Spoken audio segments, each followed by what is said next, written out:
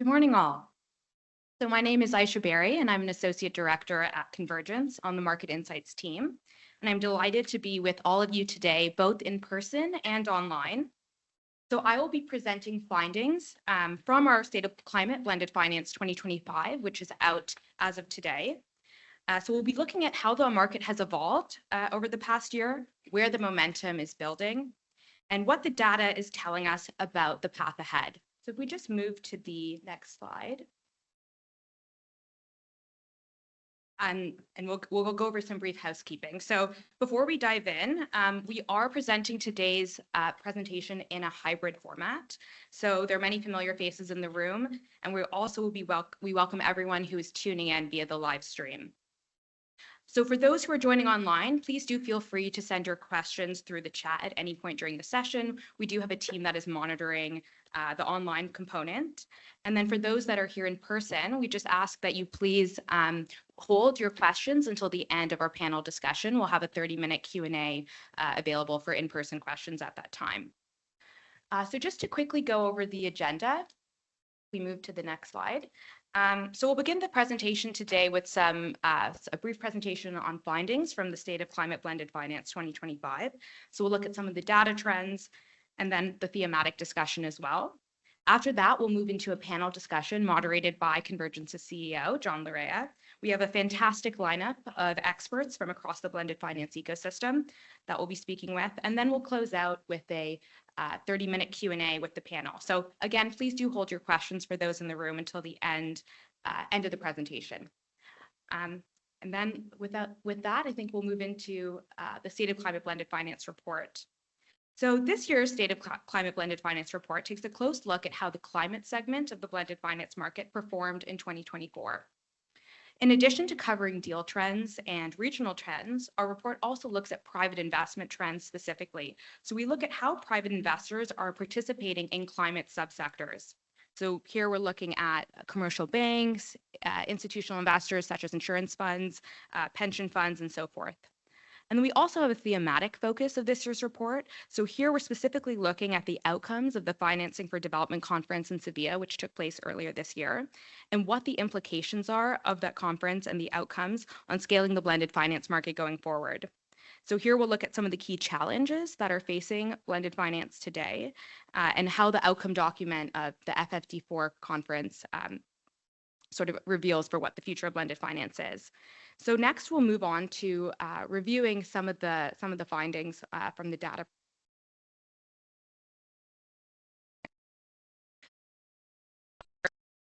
Climate finance has delivered some headline wins.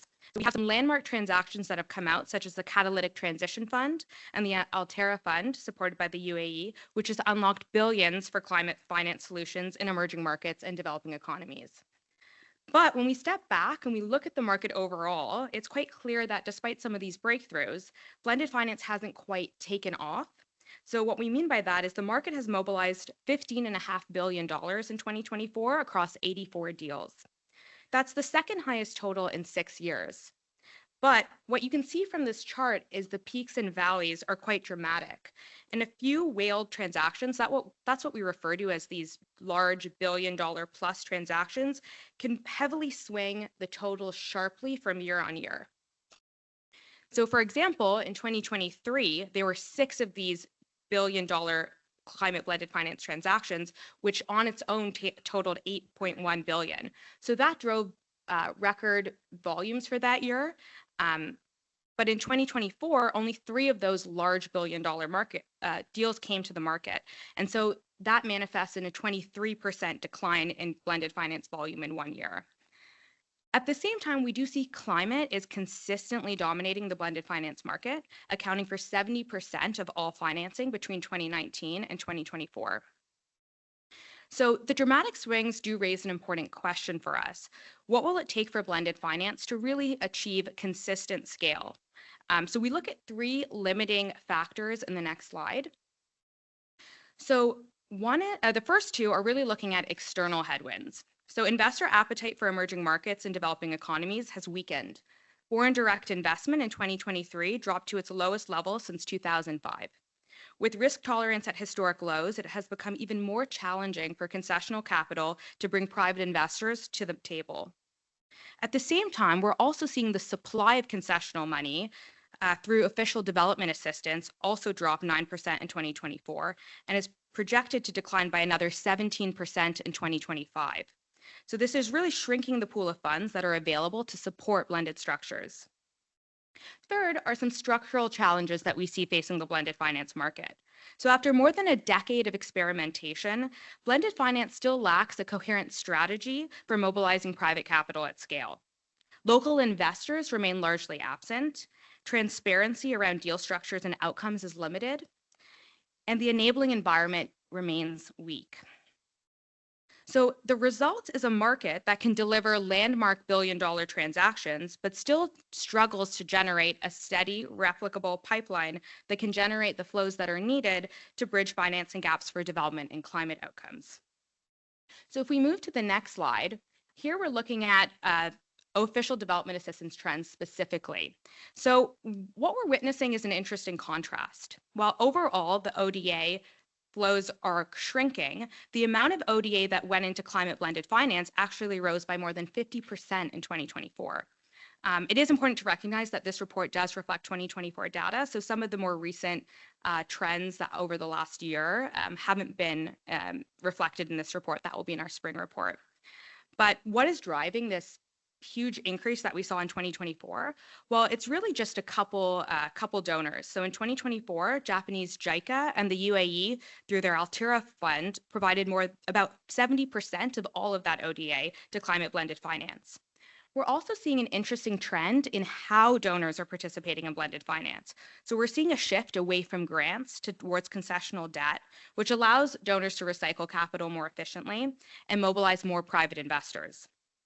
So concessional loans in this way can help place a lighter fiscal burden on donor governments compared to grants, and repayments can be recycled to finance new projects, making them a more sustainable form of ODA. But this shift does carry implications. So there are concerns, of course, around debt sustainability, particularly in countries that already face high debt burdens. So it means really that future lending is likely to be targeted more towards middle-income countries rather than low-income countries. And that shift we investigate in the next slide. So what we're seeing is that the shift in donor instruments is also driving regional shifts. So donors are reallocating more capital to middle-income countries that offer greater scale and mobilization potential. The rise in the median deal size over the past few years reflects a growing emphasis on larger, more commercially oriented transactions, which is also reshaping investment patterns. So I think the biggest way that you see this trend manifest is in 2024, the share of LDCs, these are least developed countries, in the blended finance market declined significantly. So it went from 23% in 2023 to just 5% in 2024. While investments rose in that are going into lower and upper middle income countries has proportionately increased. So although LDCs have never been the primary focus of blended finance, this contraction does highlight a structural shift in ODA deployment and are really demonstrating which countries will be disproportionately impacted as capital gravitates towards markets that are with opportunities for higher or more stable investment returns. If we move to the next slide here, we're going to look at some of the climate themes specifically. So we break down the market according to climate mitigation, climate adaptation, and cross-cutting themes. So these are transactions that have both mitigation and adaptation benefits. So what we're seeing is that mitigation continues to be the dominant destination for blended finance. The adaptation market is growing more slowly, and these cross-cutting deals are highly volatile. So again, the absence of some of these large billion-dollar whale transactions caused a dip in the cross-cutting financing flows that we saw in 2024, even though there the returns potential is quite strong. Mitigation, by contrast, attracted the highest private investment flows. This is mainly renewable energy and energy efficiency. And adaptation saw a more modest increase. And this is being driven a bit by on-lending. So a lot of this is being channeled from financial institutions that are using blended finance facilities to lend to SMEs, to smallholder farms. And we also see public investment really being the backbone of adaptation. So public investment represents 70% of all investment going into adaptation climate blended finance. So what we're seeing is a market that's broadening its climate scope, but still finding footing when it comes to balancing some of these different climate priorities. So that brings up who's actually putting in the capital. So if we move to the next slide, here we look at some of the private investment trends. So here, one bright spot is the role of private investors is increasing. So what we see is in this group, annual financing totals from the private sector led for 2024, and this is dominated by commercial banks, and institutional investors really stand out as the two groups here. So they're outpacing any other type of private capital provider. In 2024, commercial banks contributed 2.4 billion to climate blended finance, while institutional investors committed 1.6 billion. But that's well above the 2019 to 2022 average, where institutional investors only provided 110 million. So quite a big increase there. And then lastly, in the report, we do go through in-depth look at all the different private investment players in blended finance. So if we move to the next slide, what are some of the takeaways here? One is that commercial banks are really focusing on renewable energy. So 92% of their transactions are focused on renewables, whereas institutional investors like insurers and pension funds are really favoring equity investments through climate funds. What we're also seeing that's encouraging is the increase in local capital mobilization. So local actors accounted for 29% of private commitments, which is up from 17% a few years ago. So really that's a signal that blended finance is starting to take root within domestic financial systems and not just relying on cross-border flows. And with that, I will hand the mic over to my colleague, Andrew Pampa, who will go through the thematic section of this year's report.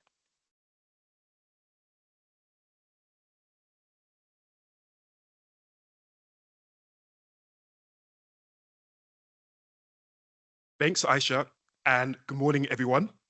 My name is Andrew Pampa. I'm an Associate Director on the Market Insights team at Convergence. Earlier this year, the international community met in Sevilla for the fourth Conference on Financing for Development, or FFD4. The discussions sent a clear signal. Blended finance remains essential to mobilizing private capital for sustainable development. The outcome document and the platform for action place blended finance at the center of the global financing agenda, but they also recognize that it still falls short of its potential. The task ahead is to turn ambition into practical results and move from promise to performance. In this report, we explore what FFD4 signals for blended finance and what these outcomes mean for the market as it looks ahead. Sevilla marked an important step forward. Countries pledged to increase the share of private finance mobilized from public sources by 2030. They agreed to use tools such as guarantees, first loss capital, local currency instruments, and foreign exchange risk solutions more effectively. MDBs and DFIs were asked to play a stronger catalytic role. They need to get involved earlier, help build pipelines of viable projects, and work more closely with institutional investors to bring private capital in at scale. The conference also emphasized the need for consistency. A global coalition of public and private partners, including Convergence, launched an action plan to achieve private investment mobilization objectives. The plan aims to help at least 70 countries adopt practical, repeatable blended finance models that align with national priorities. Sevilla also focused on transparency. The outcome document called for better data on mobilization, risk, and impact, and for countries to share more detailed performance information. The message was clear. What matters is not just the amount of capital raised, but the quality of outcomes delivered.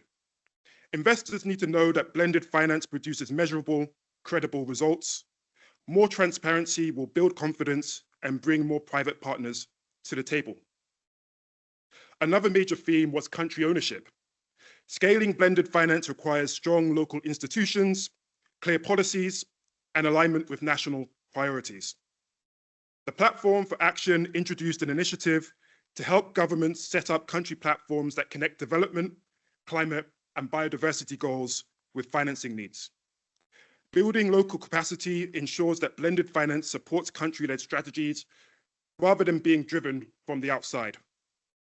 This local leadership also helps to protect debt sustainability. Simple, well-structured blended models can lower borrowing costs and attract both public and private investors to national priorities. Despite these positive steps, challenges remain.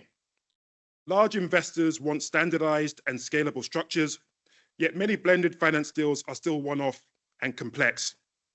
On the donor side, limited budgets and shifting political priorities make funding less predictable, and in fragile markets, problems such as political instability or currency volatility cannot be fixed with financial tools alone. Broader institutional and policy reforms are often needed first. Blended finance, of course, works best where there are viable business models and stable policies. It's not the answer everywhere, but when the right foundations exist, it can make a real difference. As the report highlights, taking stock of what works and what still holds the market back is essential to designing solutions that are practical and scalable. As we can see on this slide, in the report, Convergence highlights 4 recommendations for the market to prioritize. I'll focus on 2 of them here. First, MDBs and DFIs need to change how they work. They should move from holding capital to recycling it, share risk more proactively, and take practical steps to bring others in. Greater flexibility and openness will make this possible. Philanthropy can also play a stronger catalytic role. Foundations can support early project design and preparation, while MDBs and DFIs can follow with capital and structuring expertise. Working together over time, not just on one-off deals, can have a bigger impact. Second, standardization remains essential. Clear, consistent frameworks make blended finance faster, simpler, and easier to scale. Convergence is also helping to advance this agenda. Our playbooks on affordable housing in Africa and on insurance for climate and health turn complex ideas into practical tools. Also, through the Scale Private Investment Mobilization Project, we are supporting the use and replication of proven models across markets. The outcome from Severe is clear. Blended finance has a global mandate, but delivering on it depends on how we act. In the report, we conclude that the focus now must be on scale, standardization, and real results. If we can achieve that, blended finance will finally fulfill its potential, not as a niche approach, but as a core part of financing for sustainable development. I'd now like to invite to the stage Convergence's CEO, Joan Luer, who will be moderating the panel discussion that will now commence. Thank you.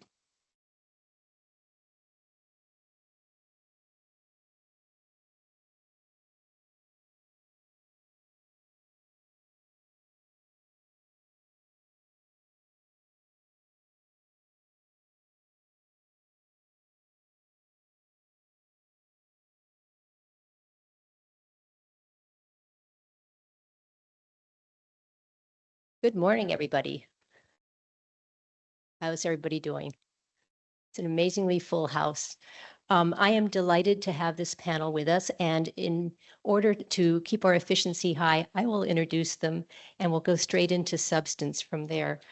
First, we have Juan Miguel Carrillo, who's the Blended Finance Principal Officer at IDB Invest, which is, of course, the private sector arm of the Inter-American Development Bank.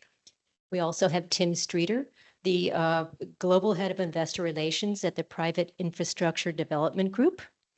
We have Elizabeth Beal, Managing Director at Finance Earth, which is an investment advisor and fund manager in the conservation, natural, and built assets sectors. Welcome. And finally, Luc Franson, Director of Fund Management and Foreign Exchange and Treasury at Finance in Motion. So with that backdrop, let me just go straight to, I think I will start with Juan Miguel, if I may, talking about the role of the development banks in blended finance. So I would be interested in hearing, again, about efficiency. What is it that development banks like IDB Invest can do in shaping markets? What would it take to use blended finance not to make the construction of individual transactions strong, but actually to change markets, to do it more systematically? So not focusing on project gaps, but focusing on market development. I think if you're a development bank, you have the gravitas and the leadership to be able to push a whole market ahead and not just do transactions. So let me put that question to you, if I might. Well, thank you very much. First of all, congratulations on your 10th anniversary. I've been 8 years in that space, so I can say I'm Convergence native in blended finance. So we are proud members at IDB Invest of the Convergence network. So let me go with 3 ideas that resonate with what has just been said on the general scheme of things in relation to efficiency or productivity in the way we operate that business, right? First of all, what it's already mentioned about moving from a fragmentation to a standardization. And here I would do probably a couple of nuances here. So we as blended finance professionals, so we could see that from the perspective of concessional money in, concessional money out. On the money inside, I think it's important to reflect about the possibility or the potential to standardize how blended finance programs, how blended finance funds are designed, structured, how long they take to become reality. And here, I mean, there are areas of interest as the platform, scaled platform that Germany has been pushing, and it's an area where IDB is a supporting member. And here, I mean, in an ideal world, we would like to see IDB Invest or an MDB as a platform where different donors can plug in their resources under a shared theory of change, shared reporting requirements, and the ability to automate and facilitate all these areas.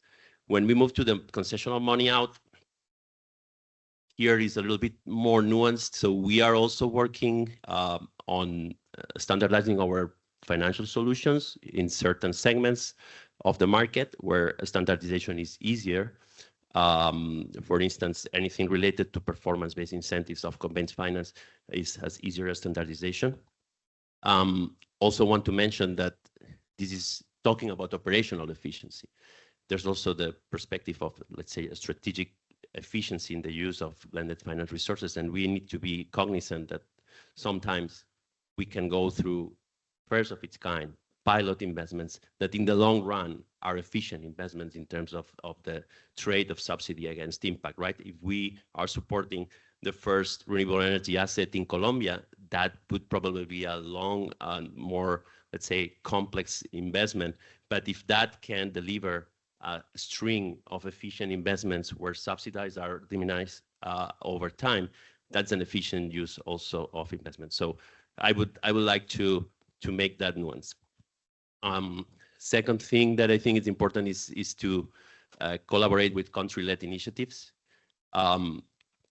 Country-led platforms are an easier, simpler way to originate more pipeline, to create more necessities, and to align our activities with what countries really are willing to do, the countries really need.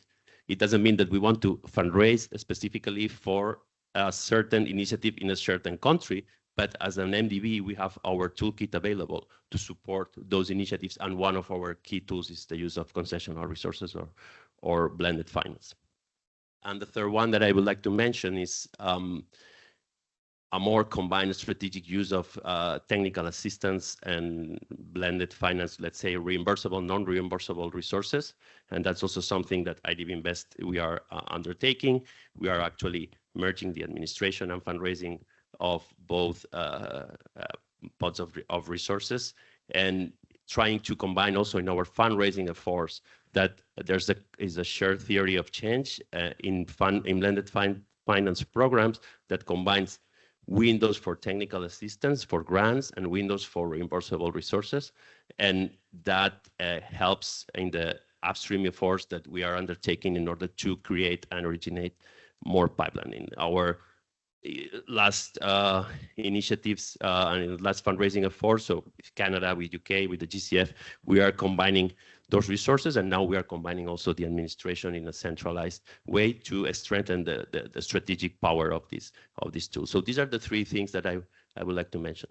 Thank you very much. And that's a really good point. It's for a big development bank, it's a matter of organizing the concessional resources on their way in so that that interaction is more efficient and also on the way out.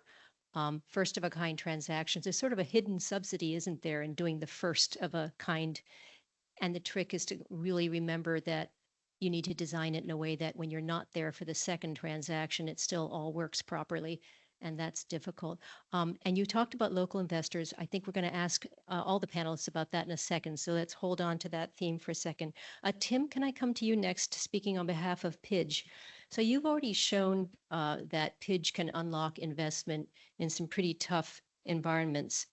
And given the urgency of the climate issue before us, what bold steps could be taken to make climate resilient infrastructure in low-income countries a more sort of normal course of business rather than a rare exception? How do we get climate resilient infrastructure to be, say, an asset class in LDCs?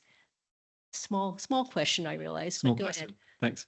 Well, thanks, Joan. Thanks for inviting me to speak today. And, congratulations on another, well, not only on 10 years, I don't know if it's your 10th annual report, but it was a super interesting read. And I always admire the way you're able to sort of unpick all the trends that are going on in what is a very complex environment that, blended finance, represents.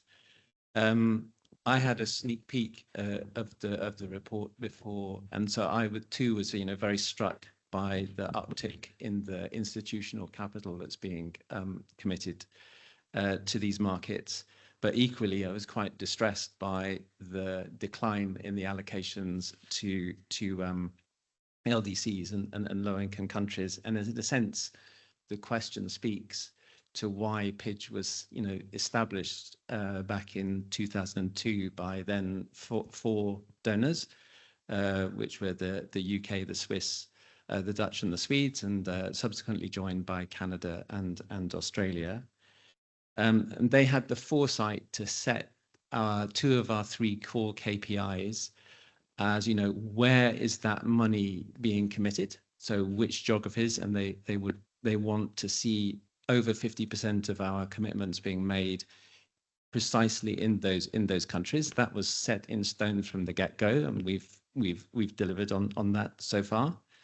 And the second thing is they said was around just how much private sector capital are you crowding in, and by setting mobilization as a core KPI, again that's been kind of in our DNA. And over those years we've also delivered on that. I think it's of absolute importance that development capital stays rooted in that ethos of being in the vanguard, being the first mover, crowding in, and that also means that you have to really get involved in projects right from an early stage. So creating that pipeline of projects for others to take forward and to scale is very important in those markets. And what underpins that is really a culture of not being afraid of risk. So having to be very risk tolerant. That capital that donors entrust us with has to be very, very risk tolerant. It has to be very patient. And as an organization, we have to take a very hands-on approach to managing those assets, because sometimes those projects are very smaller and very challenging countries. I mean, what we've seen over the past year is that was a very lonely space, especially for our early stage investment arm, which is Infraco. But what's intriguing is to see the setup of some new platforms coming through. So M300, for example, Agia, another one, CSEF in Southeast Asia. And I think they're really interesting because they are interesting propositions from being from the point of view of being, genuine platforms that, you know, people can collaborate on. And the other thing that I think that you've already pointed at is, as you know, MDBs, DFIs move in the direction of securitization and towards more originate to share, that implies that they're going to actually release some capital. So what is going to happen? I think we should all come back in a year's time and say, well, what has happened to that capital that's been released and redeployed? And if it goes in the direction of, you know, committing more to LDCs, moving up the risk curve, being much more focused on mobilization, then we're going to come back and all celebrate the fact that you know, precipitous decline in allocations to LDCs has actually been, you know, starting to show signs of turning the corner. And if it can be focused more on unlocking some more of that institutional capital, I can tell you that institutional capital is definitely waiting to come into the market, and it's for us as a development finance community to respond to their needs. Okay, so what was at first a very lonely space, you're starting to see other actors come into your space. And the question is, can institutions like PIDGE continue to find the bleeding front edge of the market, and will you? And I love the KPIs your donors gave you, because I think they're at tension with each other and really interesting. The mobilization of third-party capital and staying with half of your portfolio, or yeah, by number of in projects, LDCs, right? is over half. Yeah. Right. So I think continuing to occupy the front space is really important, and a best use of blended finance as opposed to staying back in a place that becomes more and more populated. So good insights. I'm going to turn next to you, Elizabeth, representing Finance Earth. What would it take to make nature-based solutions a credible and investable part of the climate finance system?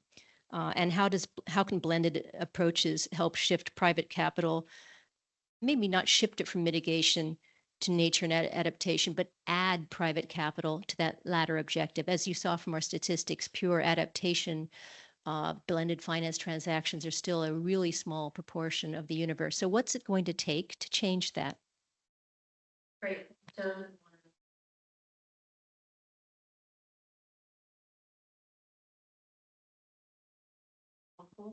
In the sense of reading through the insights and really share in a lot of those in terms of the key summary points that were highlighted as the intake point. I want to pick up on a few of them around. And because I think one of the keys here is similar to what said, is around good news is that shift is already starting to happen, but not fast enough and not at the scale that we need. So we see that shift happening with some of the front runners like PIDGE or IDB or others. But to really get to the scale that we need, where this is something that isn't just blended finance are able to buy, but it's really mainstream investors and need to make it familiar. So a lot of talk about innovative financing models, innovation, but at the end of the day, when we want to reach the scale that we want, it needs to be comfortable. It needs to be vanilla to a large degree. And that means we, as blended finance professionals, need to be creative about using tools and approaches that are familiar to mainstream investors in a way that mobilizes investment towards not just mitigation, but also nature and adaptation. And one of the ways, for an example of the ways that we're approaching that and looking at where we're seeing traction, is looking at a more holistic approach where you can combine mitigation outcome with adaptation as well and nature. So by practical, that one of the areas we're seeing quite a lot of traction is around water. So water outcomes, where reforestation, for example, can deliver mitigation, so reforestation and carbon sequestration, but also help to mitigate against the risks and impacts of adaptation, reducing the impacts of drought or better water retained soil that then can deliver more water security for a range of large-scale corporates and industry that are operating a range of geographies. So that's one of the ways, is looking at how we can quantify the value at risk. So major investors mostly care about risk and return. So quantify that value at risk and be able to demonstrate that investing in nature-based solutions affordable, effective way at mitigating risk and concerns. Another way that we are approaching it is by using the tools that are familiar. So often, for example, fisheries improvement fund, which is how we can mobilize private sector investment in fisheries. So we've taken a very familiar model, with an off with the supply chain, and instead of paying for the fish, we're paying for the outcome. So there's an offtake contract over 5 years that delivers the supply chain is paying. Those contracts allowed us to then raise finance. So giving investors confidence that are familiar, that might be then just is the way. So I would just challenge us all to be a bit creative in how we language that resonate with mainstream investors. That's how I think. So in essence, get creative about being vanilla, right? The day you can make a mangrove and fisheries project look like a power offtake agreement, I think we're getting there. I think you're right. Using familiar language and jumping into a new terrain with familiar terms will help a lot. Let me turn to Luke Franson next for Finance in Motion. You've managed at Finance in Motion some of the longest running funds, blended funds globally. So congrats for that. What lessons have you learned about making a compelling case for private investors that strong climate impact goes hand in hand with commercial returns? How have you talked to the private investors in your funds? Thank you. And thank you for letting me be here. It's a real honor. We've been doing blended finance for over 20 years now. That's all we do, 4 billion AUM. All our funds are blended finance. And so this feels like coming home to be here. It's an honor. And through that experience, we've had it's been an interesting journey with the privates. I think at first, the amount of concessional capital underneath and the first loss protection was really key to getting them moving in. And we've seen that appetite or that need for that first loss percentage to be less and less over time. So I think that's encouraging. We're getting a lot of traction now with credit wraps and guarantees and these types of things, which I can go into more later. And they're always curious about the asset side. And I was sitting in a pension fund in somewhat rural Germany, and they were just, their minds were blown because they said, look, for us, Romania is like the most exotic emerging market. And I said, how do you do it how do you even get paid? Like, I think we tend to forget, right, that the fact that we give money out and it goes to places like Azerbaijan and Peru and Bolivia, and then it comes back. This blows their minds, right? So I think just demonstrating that effect is critical, but then also telling stories about what we do on the ground. We started in EU countries that were not EU countries when we started 20 years ago. Now we're moving out. We want to move them out of our fund structures. We're looking at putting a credit wrap on that with the private markets out of London. That's all exciting. I mean, I couldn't have even imagined this 20 years ago. So that's great. We have a bank in Georgia that issued their first asset-backed security. 5 years ago, if you would have issued such an instrument, it would have technically been treated in the local law as gambling winnings, right? So we have to think about all the different kinds of legal treatments and things that want to come along with us that we need to develop as we go. I think telling some of those stories are really also key for the private investors to get them in. Just to interrupt very briefly, what type of private investors do you end up talking to? Yeah. So we're usually with private institutional investors that manage pension funds, or they're somewhat environmentally orientated banks and asset managers. This is the main focus. We are in the middle of taking a step out into pure commercial players. And we have had success in this, but the plain vanilla pieces that you need to put around that are critical to understand, right? They come to you and they say, look, you have IFRS 9, you have a lot of volatility in some parts of your fund, just accounting wise. We need that volatility to be zero because we're a fixed income investor. We need to make whole clause. We need no call protection. These are capital market standards that they need in order to come in. And I think that's an important discussion to have then. Right, so you're basically listening to the market and designing backward into what the fund offers. Exactly. And I think we need to do more of that, as well as listen to the money and then backward engineer into what the blending needs to look like to make all that happen.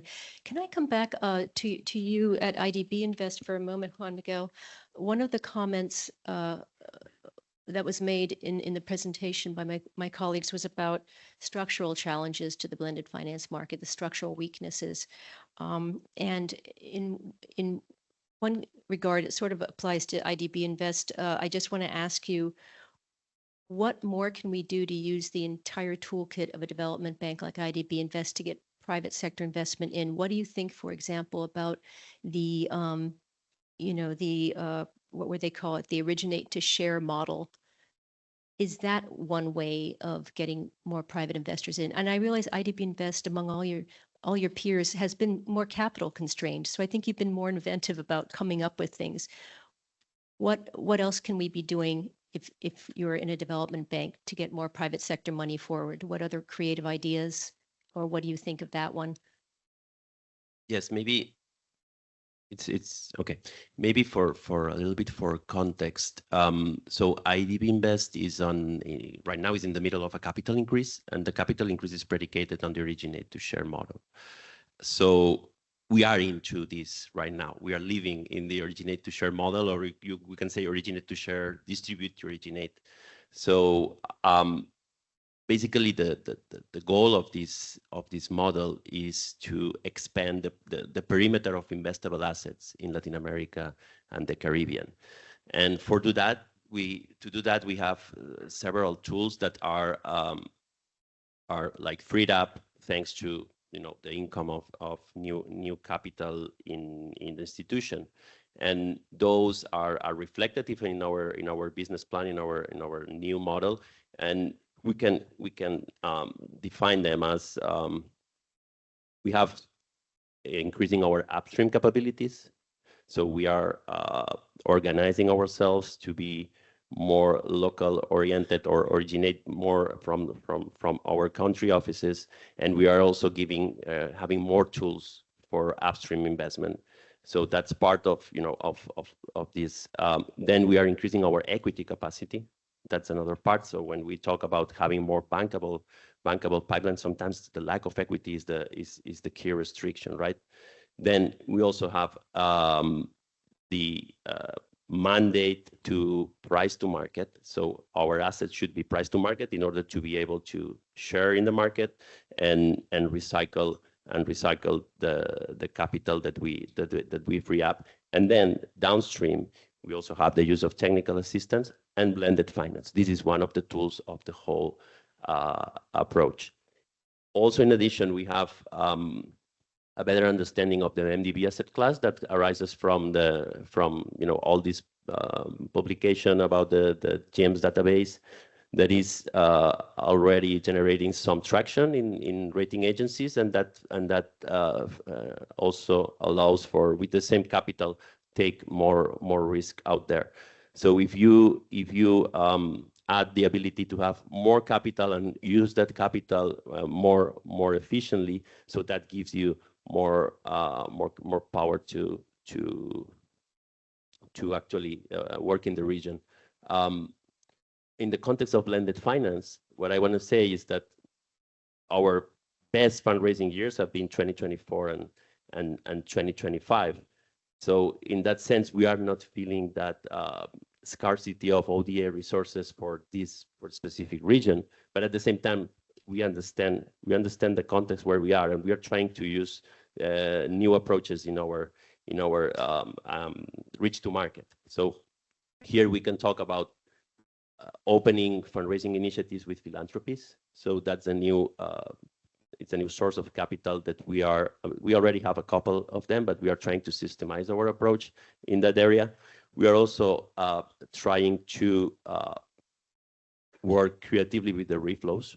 That's an important part. And here, maybe to put an example of our organization, so the CIF capital market mechanism is a good example of how reflows can be used to reinforce the capability to tap into concessional resources. And finally, thanks to that increase of capital, we are also looking at using our own capital deliberately as a tool for concessional finance. So we are already doing that with upstream and technical assistance, and we are looking at in the concept of reimbursable concessional finance.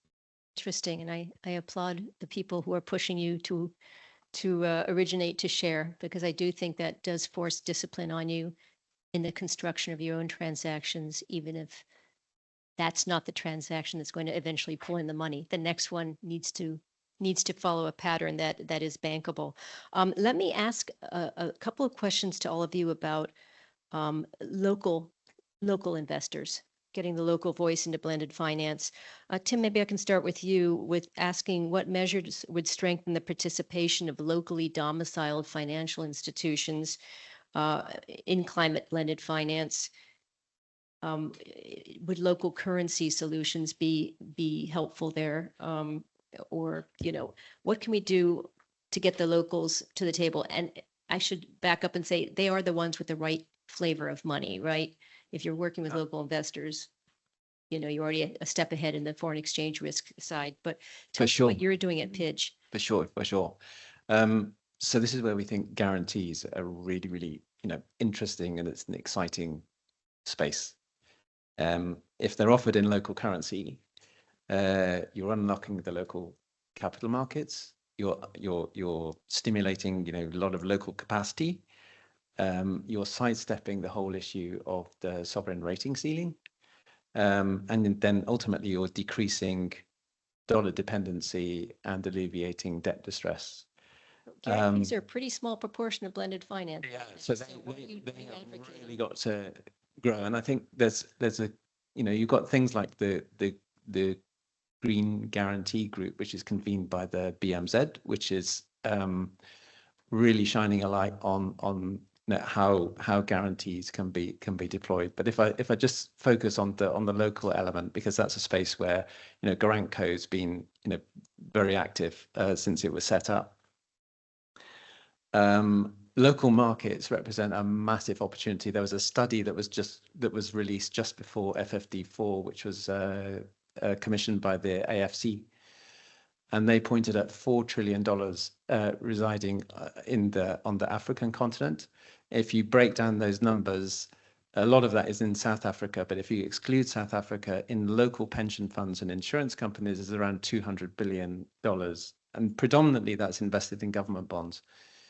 Now, from our point of view, if you go back to 2018, that was the situation in Nigeria. We were experiencing quite strong demand for Garanco's products. We saw that a lot of that capital was being invested in government bonds. And so we teamed up with the Nigerian Sovereign Investment Authority to create InfraCredit back in 2018. So you fast forward to today, InfraCredit is now up and running. It's really going gangbusters, actually. It's got over 20 transactions in its portfolio. It's got private investors in its capital stack itself. Some transactions are being launched without even needing a guarantee. And assets under management by the Nigerian pension funds have moved from 0.02% of the total to 1%. So it's really a great example of market transformation. And so that's exactly where we're focused in Pidge, on creating more of those. InfraCredit represents a blueprint of what we're going to deliver in terms of setting up more of these local guarantee companies to stimulate more local investment, local capital markets. So we've done another two. InfraZamin, I think they're going to be featuring in the Maheen's here. I hope they're going to be featuring in the forum. So I won't do a spoiler. We've also set up one in Kenya, which is called Damana. There's another 3 on the advanced planning, and another 6 or so are on the drawing board. And each one of them is going to take the same approach.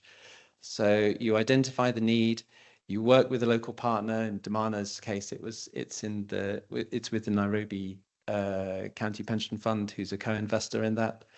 We're working with the AFDB as well.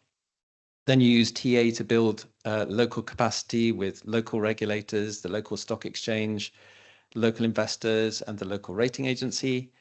And then you get behind it with some capital, procure a rating, and then you start building that pipeline of transactions. And that really does, transform local markets and mobilize local capital. Yeah, I think you're very right. Guarantees are underused and pretty powerful, and they address local investors really well.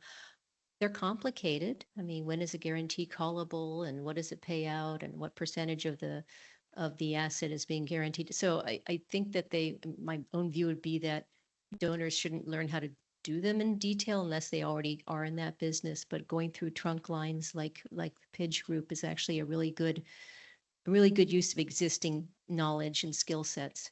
Yeah, can I just I add a already bit? I already plugged you.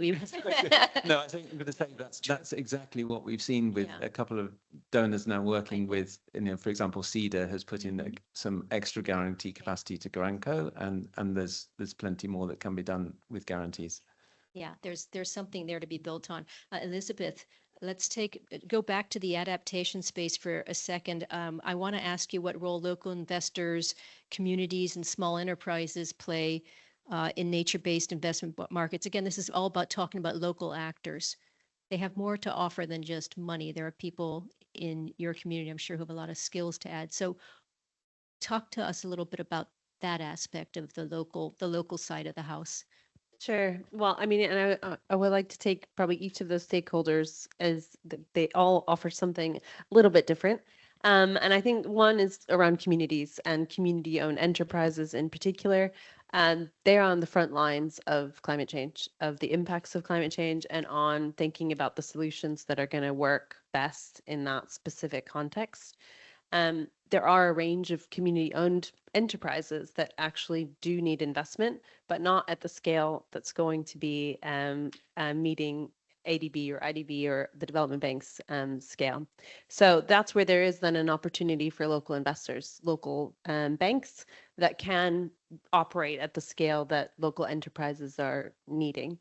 But those local banks then need to understand what types of transactions should they be looking for? How can they build the pipeline locally? And so there is then that element of technical assistance that can come through the regional development banks or some of the larger scale institutions that can work with local institutions to build that capacity, but also to build the capacity of project developers. Because when we talk about pipeline, there is a mismatch there in terms of investable projects. So there is both a capacity building within local financial institutions to know what to look for and how to structure those transactions, but also capacity building for local enterprises around what is the data that needs to be collected, how can this project actually meet investor interests and concerns. So really range of stakeholders involved there and a range of interventions that need to happen in parallel. Yeah, there's a lot of talent and a lot of capital sitting locally, and it needs sometimes a boost. Yep. We see in the nature-based area a heavier use of technical assistance than we do in a lot of other areas of blended finance. And I think what you're calling for is you're explaining why that is perhaps and what the need is there. Luke, let me turn to finance in motion as well. How do community level or SME-based climate approaches get more attractive? How do we shape them to be more attractive to global investors without losing the impact goal? Like, how do you square that circle? How do we get things that are commercially attractive without shedding any of the drive for impact that was there, as well? Well, that's the magical question. Because you have a lot of donors at the table too. Yeah. So you have to explain how you're going to deliver for them while having that conversation you just told us about a minute ago about how do you appeal to investors. So I think you have to go back and you have to always be retapping into your theory of change, no matter what you're doing.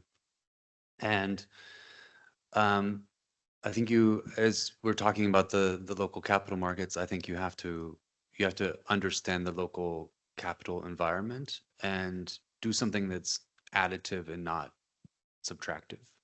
What do I mean by that?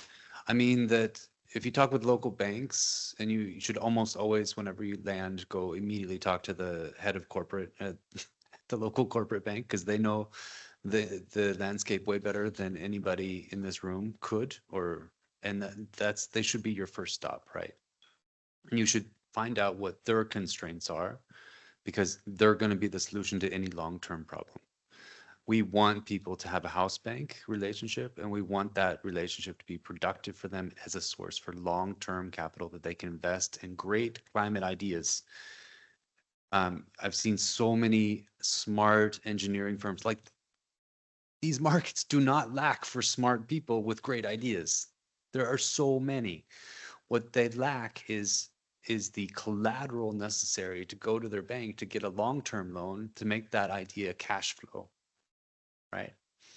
And if we can jump in, this is the beauty of project finance. And you find that a lot of local banks are just really not equipped to do project finance or to do venture finance or venture debt in any kind of scalable way. And that's fine. But it's an evolution. And understanding how to do the cash flow now, so the debt service coverage ratios, put it in the applicable reserve accounts. This is much more complex than just lending against collateral, lending against real estate. And I think this is then the evolution, the type of dialogue that we have to have. And it doesn't suffice to go and say, oh, we just finance the top 5 corporates in the country and then we feel good about ourselves. No, you have to have a way, a vision of what you want that local capital market to look like in 10 years, in 15 years. And if you keep returning to that touchstone, then I think that you have a story you can equally tell to anybody in your capital stack. We're going to open up for questions any moment now. So those of you online, please remember that you are in chat mode. You're writing questions in. We'd love to have them. We have a whole team ready to answer you. And those of you in the room, do we have those odd little? All right, so we have an experiment we're going to run on you. We have microphones to pass around that are throwable. Try not to hit each other's coffee cups or faces, but there is one face of the cube that has the microphone on it. So to the extent that you're willing to have a cube thrown at you, please raise your hand, and you're welcome to ask us questions about the State of Blended Finance Climate Edition, or any of our amazing panelists here, any questions you'd like to do. And we've got lots going on. So, all right, let's first. I'm not going to toss it too far. Ready? All right. Good throw. Let's see if it works now. Please let us know what institution you're from, and please make it a short question, and we'll take Yes. maybe a couple. Please go ahead. Thank you. Thank you all for the insights. Hatem Zakir. Very recently, or formerly, the World Bank just left a few weeks ago, and now stepping into the private sector side of things. And actually today with Izdihar Egypt, we're exploring raising a blended private equity fund. I just wanted to ask a question. I think it's relevant to most of you, but maybe I think Luke specifically. When you kind of look at the asset at the end of the day, so you choose, whether you do debt or equity, right? Private debt or private equity. And there are kind of the trade-offs, right? Debt is less risk, and it's also more flexible when it comes to, using guarantees and using kind of all kind of tools next to it. But I just, because I'm a development professional at the end of the day, I also look at how you see equity versus debt when it comes to the portfolio companies, right? In emerging markets, currency devalues, and then now the portfolio company who owes debt in foreign currency has to pay a lot more. So just, how do you look at it? How do you kind of sell debt to catalytic providers? Is there any kind of bias you see between debt and equity? Yeah. Thank you. The eternal debt equity trade-offs. I come from a debt background, and maybe it's the more boring side, but that's the way my career has ended up. And it is what it is. I think there is a way to structure debt in nearly all cases that it takes on nearly everything that you want to do with equity without doing equity itself. And I've tried multiple times to put equity into debt funds, and it's literally hours in front of a whiteboard. You don't even want to think about it. It's always much better to have a way to predict the cash flows and your exit out of the transaction, and leave the equity to those who know the institution, know the local market, and can actually add something of value to the strategic direction of the institution. That's not debt's role, right? Debt's role is a catalyst. Debt's role is a bicycle to the person walking down the street. The debt is an enabler. It's not the decider, right? So I think you have to know your role, know what you want to get out of it in terms of impact, and debt should come in at the right point where you really need that to scale. You don't need it to survive, but you need it to scale. I think these are the sort of rough indications of when you should do which. And in emerging markets, it's difficult because you don't have this pipeline into an IPO usually, right? You don't have the investment banks, you don't have a deep capital market, you don't have deep venture capitalists everywhere. So if we can sidestep that issue a little bit of the exit, and still get the capital needed to scale, I think that's great. Let me ask IDB Invest as well, since you're about to get some equity authority, if all goes well for you. Where would you place equity and where would you do debt? Does it change the impact that you can achieve? Any differences in blended finance approach? Anything you'd like to add? Yes, I think working. No? I think it's important what he mentioned. No, that when you are playing an equity play, you expect to be strategic in the transaction, not just an enabler, right? So, and there are areas where MDBs are well positioned to play a role, that better prepare. And I'm thinking more about, and that's more or less the direction of travel, to move from small tickets to bigger tickets, more from venture corporate to more corporate infrastructure, right? So where we do have the expertise to provide strategic directions in these areas, and of course from a blended finance perspective, we do have our equity toolkit that goes along with our own capital toolkit, and we do see opportunities to deploy those when we are looking at very early stage new asset classes, where actually there's a gap on equity, and we see a potential for market transformation. Let's say we are not in the business of venture capital per se, but for instance, we are looking right now carbon removal asset class. There's an equity gap there, and it's an asset class that can be scalable and can be replicable. So there may be a play for us in this spectrum. Right, and that's too high risk to go in with debt because the whole business model isn't established yet. Okay, who else wants to have a cube thrown at them? We've got at least 5 hands. Maybe we can place 2 cubes at once, and let's get 2 questions on the table, and let's see if we can handle them in batch. This is the mic? Yeah. Pretty good. Well, it's interesting you have this because, all this financing is really a throw of the dice. So it's a great symbol. My name is John Wasilewski. I'm here today with the Africa Guarantee Fund.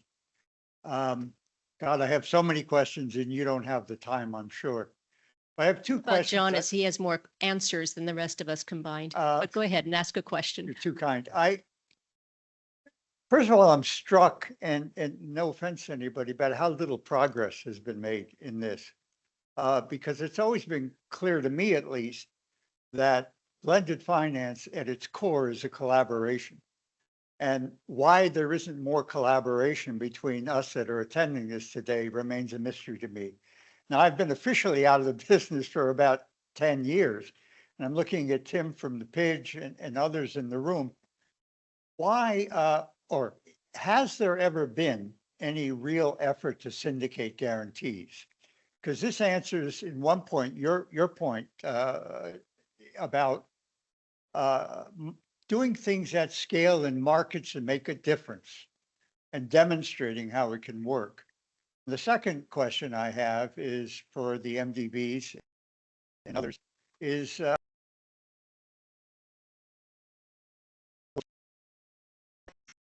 comfort for these local investors to participate, if not right in the project, but at a distance in this part of a collaboration. Okay, so thank you, John. It's a question about products that don't exist and should. One more question, please.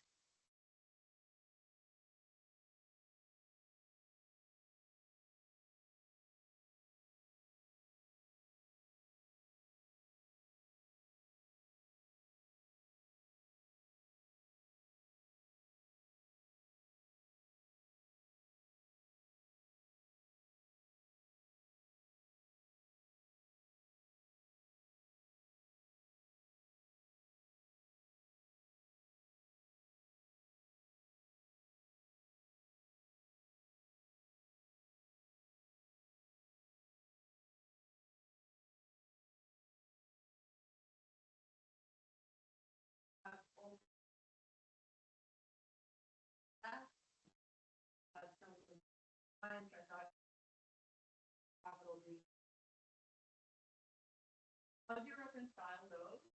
And what role?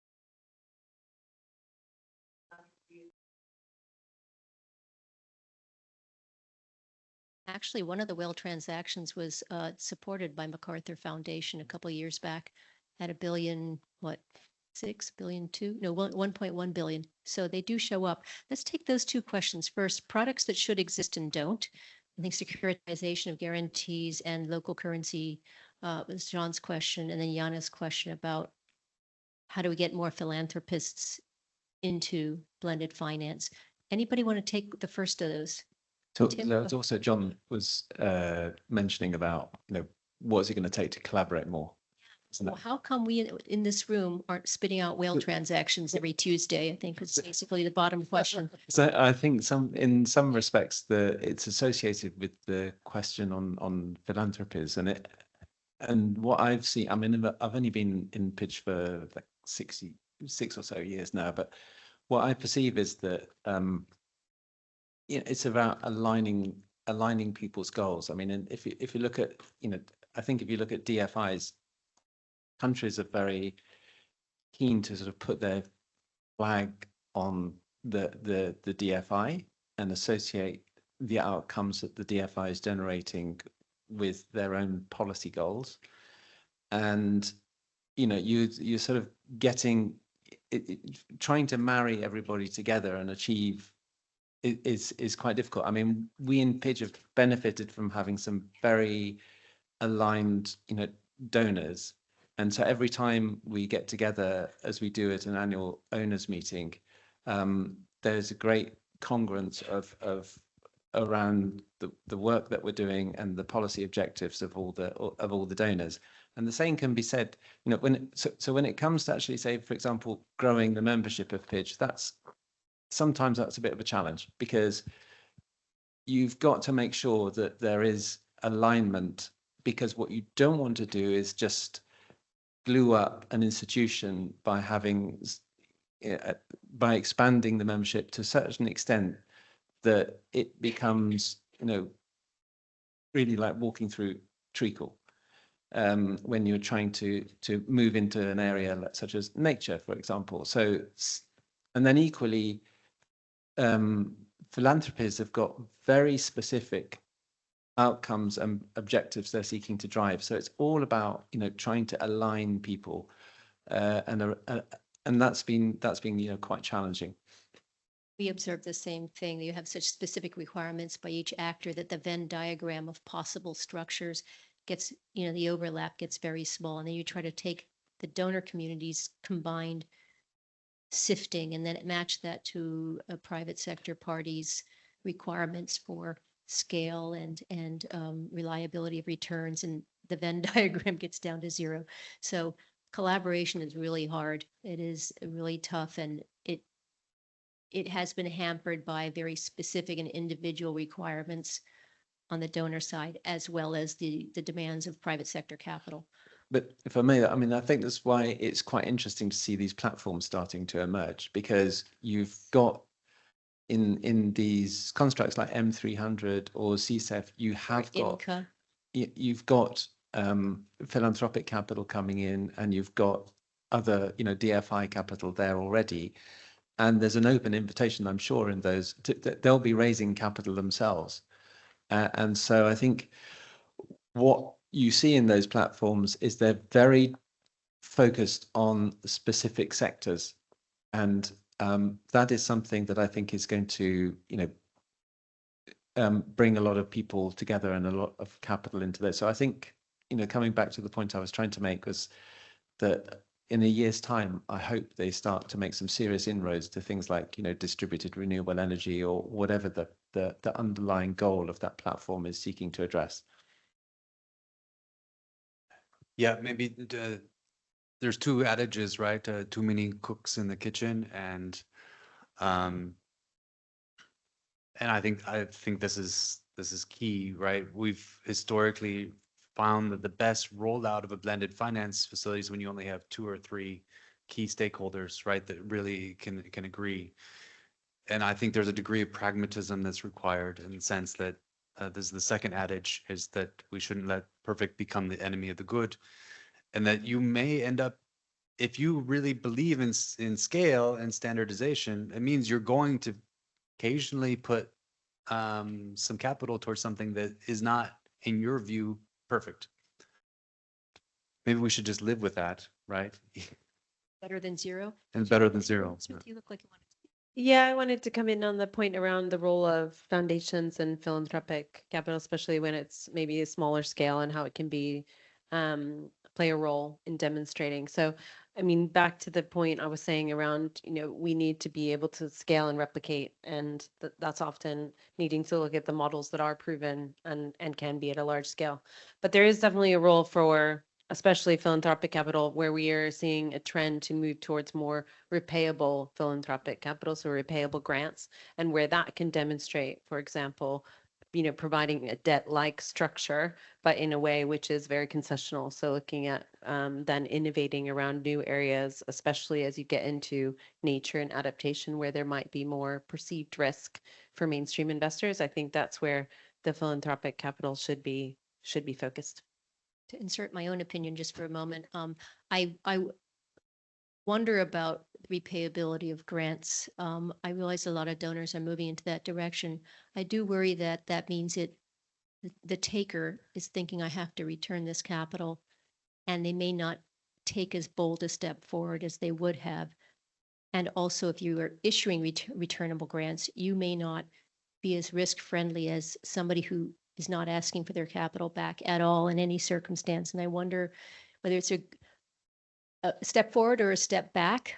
It's probably a reality in this constrained ODA, official development aid environment, but maybe it's something for all of you to talk about amongst yourself, is turning from granting to repayable grants or repayable structures, positive or negative. I think I could take either side and debate that pretty strongly.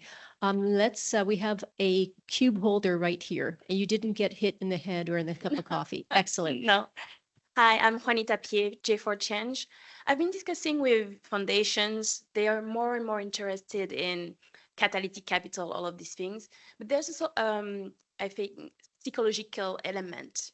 They don't want to be the naive person granted free money to the venture funds who are going to fund ventures in local emerging markets. So how do you address that? Because that's very important. Thank you. So you don't want to be the one party in the deal that didn't get the upside, right? Anybody want to tackle that one? I hear that all the time. I go into closed door conversations with foundations and family offices, and they either want to invest for real out of their endowment, like regular investors, or they are happy giving away money, but that middle ground of being the one party in the deal that doesn't get full freight returns is tough. What would your pitch be, any of you? If you go down the line really quick, what's your pitch?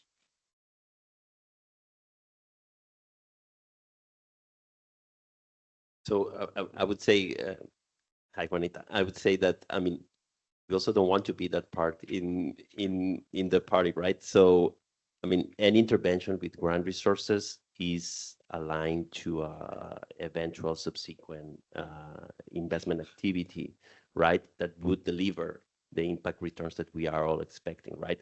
So it's an enabling instrument that it's fundamental for the majority of the investments that we do, especially when we are trying to enter in new asset classes, right? So and the support that we have from donors that provide grant resources that we can deploy together with concessional capital and commercial capital is of the essence, right? So this is one of the reasons that I was mentioning at the beginning, that the strategic use of technical assistance and concessional resources together with commercial capital is fundamental, and we are moving in that direction to have an even more cohesive approach to those theories of change. So we will keep pitching to our donors and So your philanthropists. pitch is your money is what David would call the high octane money, right? It delivers the rest. Yes. Okay, yes. what's your pitch? I had lunch a couple months ago with a, It's not a good pitch. no, I'm getting there. I'm getting there with a friend of mine who's works for a big American foundation. And he said, the thing that they really struggle with is prove to me that this is the best use of my capital. Why you want 10 million? Could 8 million really work? Could 7 million? Why 10 million? We need arguments. Why? And I think that's a completely reasonable ask from the foundation. But to get there, you need some semblance of the credit curve, and you need a rating. You need somebody to put a price on the risk of what you're doing. And there's some really good underwriters in London, and also this came out in the report, that there's a whole series of insurance underwriters out there who actually we don't have really regular contact with them, but we should have more contact with the Axes of the world, et cetera, that they're used to underwriting global risk. And we should put a price on that risk. And once you put a price on that risk, a commercial price on what that risk is, then you can go back to the philanthropies and you say, this is exactly the amount of capital that we need in order to make this whole structure work. And then we unlock that. So your pitch is we have to get better at asking for precisely what we need. So we need the better data to do that. I just want to stop for just a moment. We have 2 more answers, but those of you online, I realize that the live stream will end abruptly in a couple of minutes. So if I don't get another opportunity to say it, thank you for joining us. And I hope it was a healthy session or helpful session for you. Let me keep going with Tim. What would be your pitch to the catalytic money on why they should be in a transaction where others might make the upside? So you're going to give us money, right? Well, you're pretending to give us money. So I would need to explain to you so building on your point, Luke, I think, which is around transparency, right? I would tell you exactly where that money is going to be, or I would need to tell you exactly where that money is going to go, and exactly what impact you can expect out of that money. So by building that transparency, I would hope that we would be able to, align objectives and deliver on them. Elizabeth. Great, tough to go last on this one, but yeah, building on that to be very explicit about the role of the different types of capital that are coming in. So the role that philanthropy is playing, where that can be, playing a catalytic role in terms of the leverage and the amount of other private capital that can be brought in as a result, but also being very clear about what different capital is going towards. And so we've had a number of discussions with family offices around them saying, we want to provide repayable finance where there's a clear role for the private sector and a commercial angle, whereas we are happy to provide grants and non-repayable structures where there is less of a role or interest for the private sector. So being very clear as well around what type of capital is used where and what each organization is getting out of it, I think is really important. I might add one comment as well, which is it's rare to see blended finance leading to venture capital. I think venture investors are used to taking wild risks and getting once in a while, the NVIDIAs of the world. The huge universe of deals that aren't happening are the ones that have, nice, strong returns, but the risk is outsized, either the perceived risk or the real risk of the transaction or the country it happens to be seated in. And so I would also say to that party asking why my money has to be the non-return money, we're not asking it for those things where the risk and return are wild and calibrated against each other correctly. We're talking about good, strong projects, good, strong fund structures that aren't happening because the risk is outsized. And your money is the high octane fuel that might get those, started. I think we are at time. Am I right? Couple more minutes. Okay, who else is holding a cube and is dying to say something? Please make your question really short so that we get a chance to answer it properly.